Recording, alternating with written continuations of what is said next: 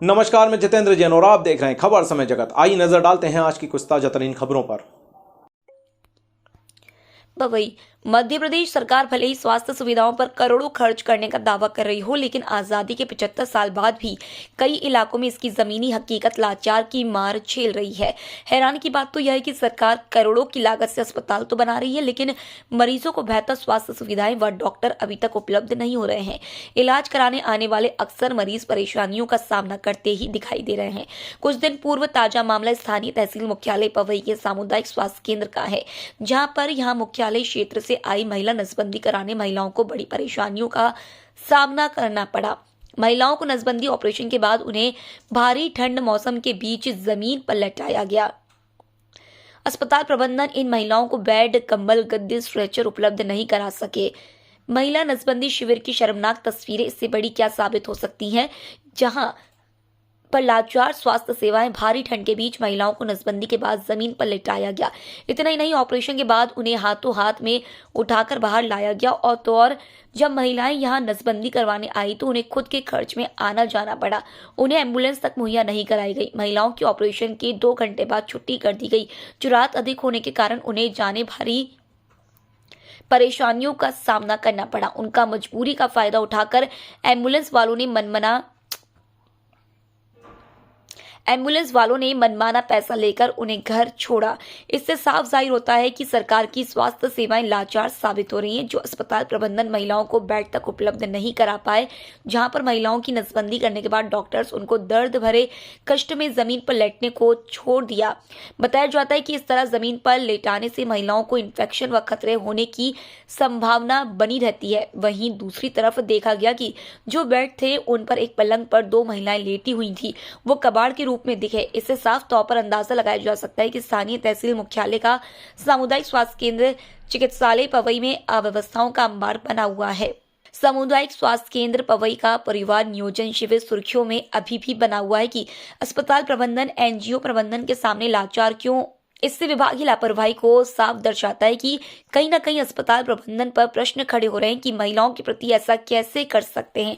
आप अस्पताल प्रबंधन है, इससे लापरवाही उजागर हो रही है कि महिलाओं के प्रति इतना लाचार क्यों देखें। ऑपरेशन के बाद उनकी किसी अधिकारी कर्मचारियों ने खबर नहीं ली।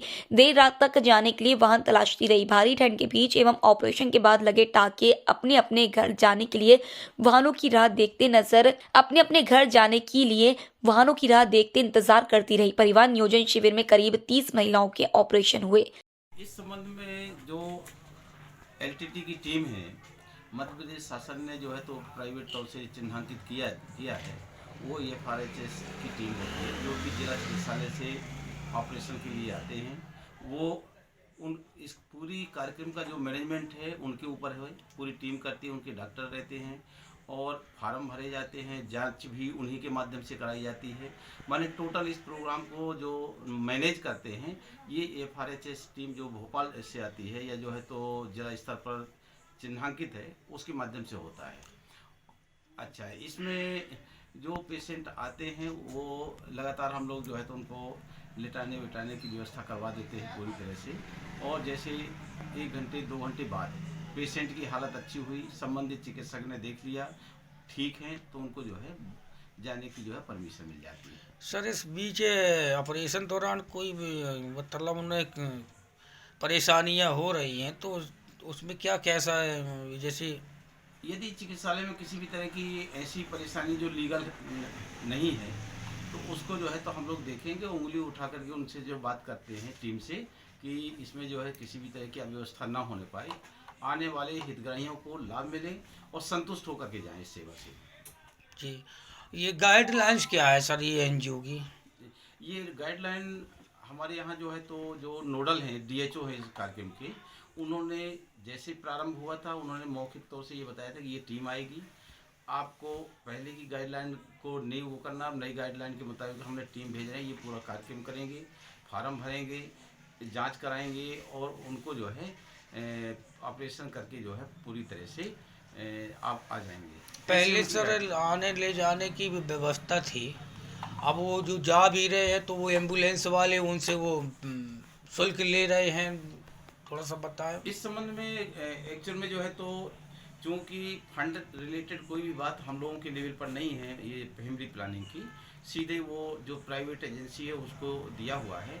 अब उनकी गाइडलाइन में है या नहीं है ये तो वरिष्ठ कार्यालय वाले बताएंगे, लेकिन ये है कि जो पेशेंट आते हैं उन जब तक हॉस्पिटल में रहते तो हम लोगों की मॉनिटरिंग में रहते हैं। किसी को कोई परेशानी होती है तो मैं हूँ, हमारे डॉक्टर शर्मा जी हैं, हम दोनों लोग मिलकर के उनको जो है मॉनिटर करते रहते हैं। आज सर कितने पेशेंट थे, कितने का ऑपरेशन हुआ है? आज जो है टोटल 30 पेशेंट हैं। सर, जो पेशेंटों के साथ अटेंडर आते हैं उनके लिए चाय नाश्ता या खाना की व्यवस्था होती है या नहीं सर?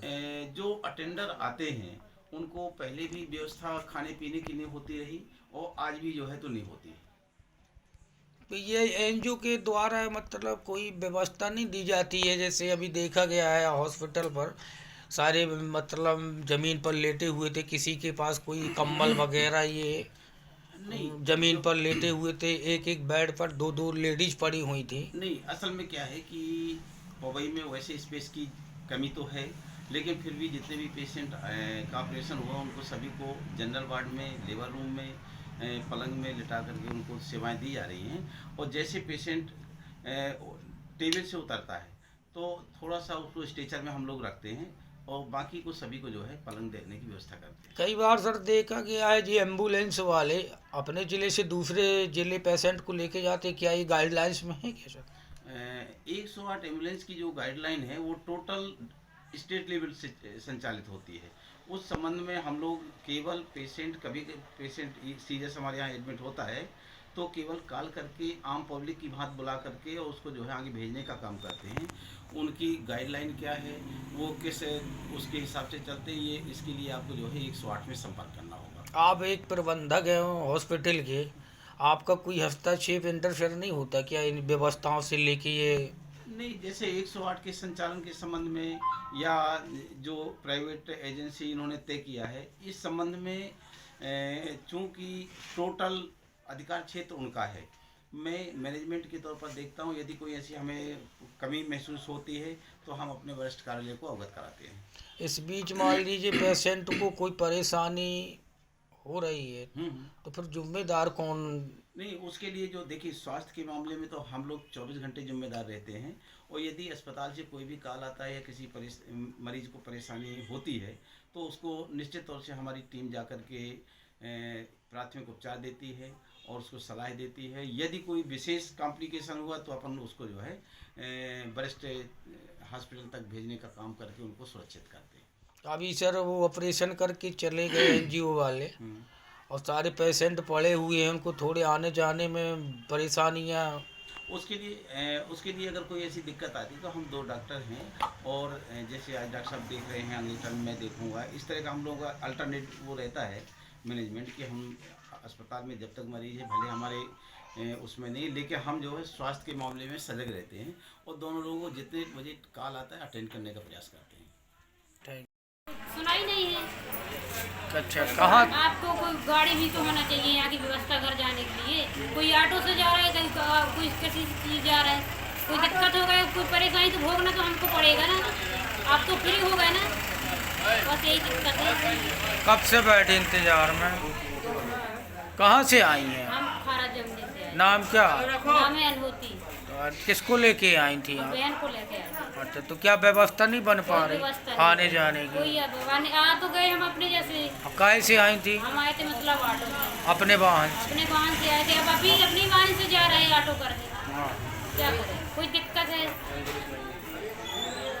यहाँ से, कोई गाड़ी आड़ी की कोई व्यवस्था नहीं हो रही, यहाँ कोई सुनाई नहीं हो रही, क्या परेशानी? किसी से कहा है यहाँ पे? अभी तो कहा है, जब सुनाई नहीं हो रही तो क्या डॉक्टर पता ही नहीं है कहाँ है, क्या हो गया। और माननीय प्रहलाद जी विधायक जी के द्वारा एक एम्बुलेंस दी गई थी जिसमें लगभग 3 महीने से वो ख़राब पड़ी हुई है। ना तो ड्राइवर का पता चल रहा है, क्योंकि आज लगभग 30 आदमी के ऑपरेशन हुए हैं। कोई ऑटो से जा रहा, कोई मोटरसाइकिल से लेके जा रहा, तो कहीं ना कहीं किसी महिला को दिक्कत हो जाए जो ऑपरेशन हो रहा है तो इसमें सोचने की बात है। वो डॉक्टरों को ध्यान देना चाहिए, जो भी अपने अस्पताल में मेन डॉक्टर हैं तो इनको ध्यान देना चाहिए कि जनता परेशान ना हो। माननीय विधायक जी ने जो सुविधा दी है तो उसका लाभ तो जनता को मिलना चाहिए ना। तो मैं इसीलिए निवेदन करता हूं डॉक्टरों से जो है अपने अस्पताल में कि उसको व्यवस्था बनाएं एम्बुलेंस की, और जो जनता आती है तो वो परेशान ना हो, समय से घर पहुँचे, कोई दिक्कत ना हो ऑपरेशन में। पवई से खबर समय जगत के लिए संवाददाता सफी सिद्दीकी की report. For latest news, subscribe to our channel and press the bell icon.